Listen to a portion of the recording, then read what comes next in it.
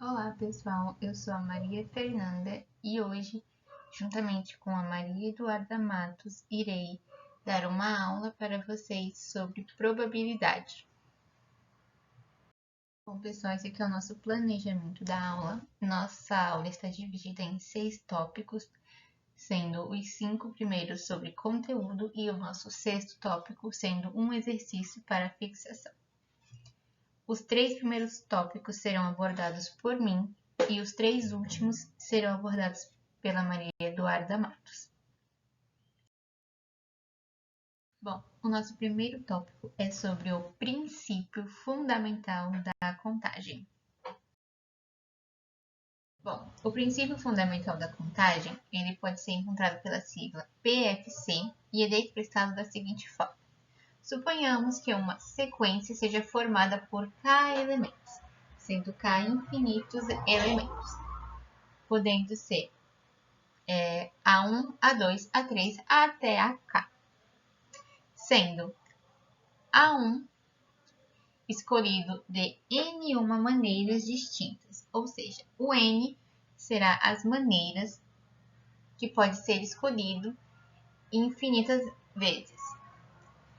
O N1 é uma maneira que pode ser escolhida de forma que não se prejudique ou que dependa de uma escolha anterior.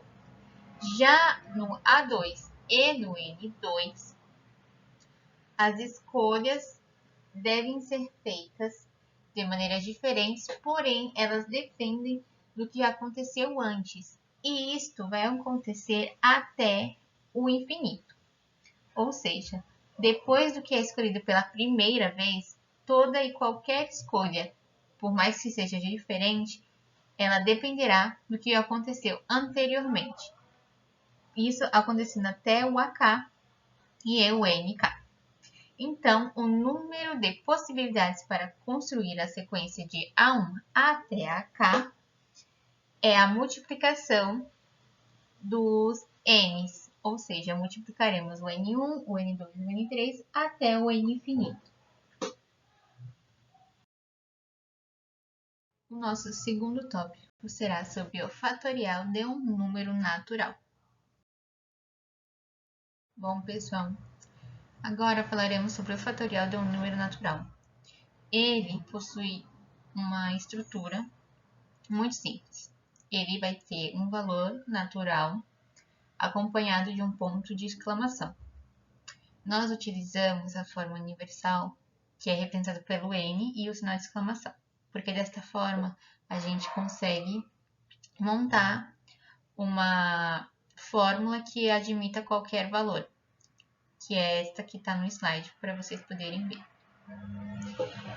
E a condição que acontece para ser um fatorial é necessário que seja um número natural maior ou igual a 2. Sendo assim, chamaremos o fatorial de n, que n é qualquer valor, certo? E o número indicado será por n com um sinal de exclamação. Para ficar mais claro, nós temos 2 exemplos. O primeiro exemplo será o fatorial do número 3. E ele acontece quando nós fazemos 3 vezes 2 vezes 1. Após fazer essa multiplicação, obtemos o resultado de 6. E o outro fatorial que nós temos é o fatorial de 9. Como podemos ver, o fatorial de 3 está dentro do fatorial de 9, mas também temos o fatorial ocorrido do 9 até o 4, antes de chegarmos no 3 vezes 2 vezes 1. E nós obtemos um resultado muito maior no fatorial de 9 do que no fatorial de 3. E o nosso terceiro tópico é sobre o arranjo simples. Bom, o arranjo simples, ele é uma fórmula na qual utilizaremos o fatorial. Para sabermos o que é ele, teremos a seguinte explicação.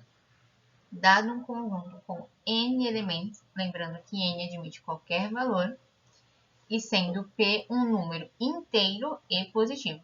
Já o P não admite qualquer valor, ele tem que ser um número inteiro e positivo. Tal que o P seja menor ou igual ao número de elementos do conjunto N. Chamaremos isto de arranjo simples dos N elementos dados.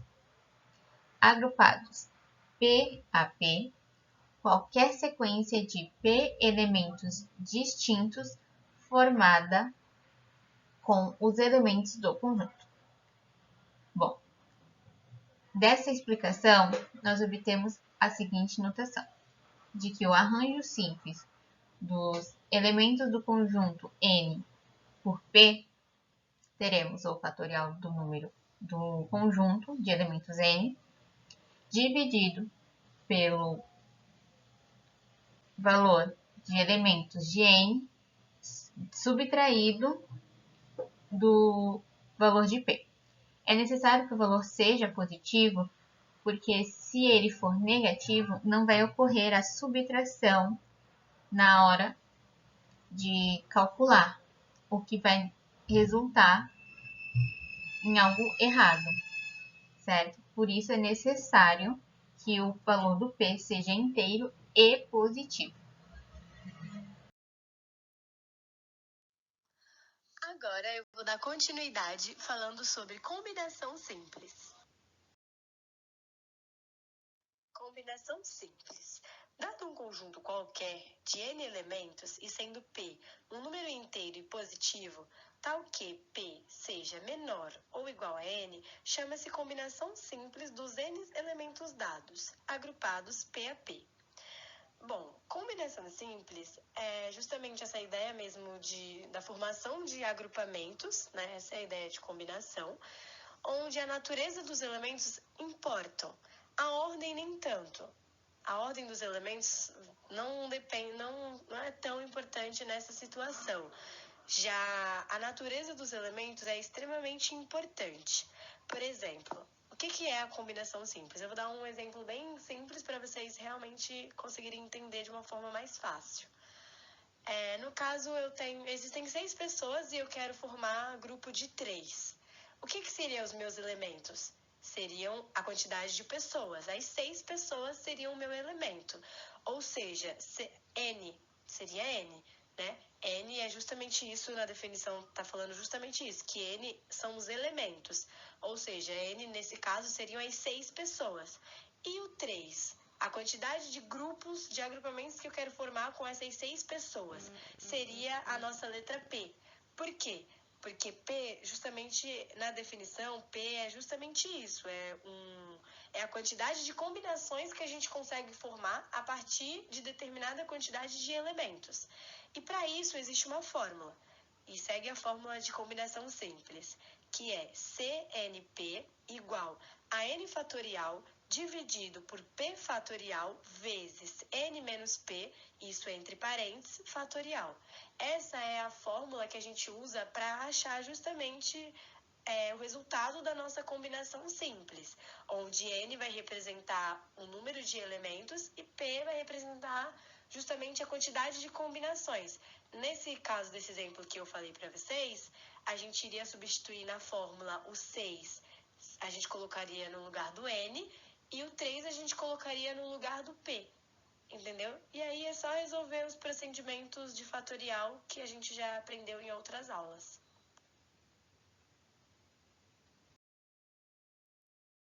Agora, vamos falar sobre o tópico 5, que é sobre permutação simples.